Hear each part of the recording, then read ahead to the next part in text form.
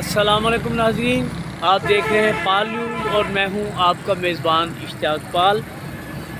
اس وقت میں موجود ہوں جہلم شہر کے جادہ چنگی پہ چوک پہ، جہاں پہ یہ جو ہے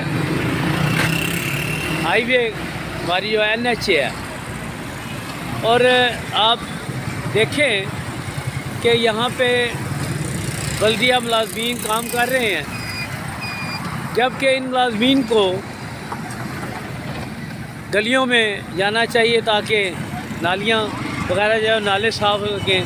اور اس سے دلچسپ بات یہ ہے کہ یہ تقریباً 6 ماہ قبل یہ سلائڈ گری تھی، وہ ایک ٹینکر تھا گیس والا، جس کی وجہ سے تو یہ بھی آج میونسپل کمیٹی والوں نے اس کو سیدھا کیا ہے۔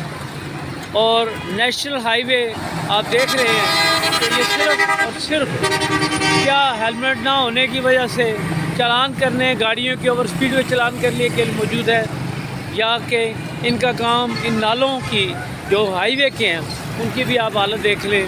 اور اب یہ دیکھیں کہ یہ میونسپل کمیٹی کا عملہ جو ہے وہ یہ صفائی کر رہا ہے، حالانکہ یہ کام جو ہے نیشنل ہائی وے کا ہے۔ اگر یہ لوگ یہاں پہ کام کریں گے، ان کے نالے صاف کریں گے، تو گلی محلوں کے نالے اور نالیاں کون صاف کرے گا؟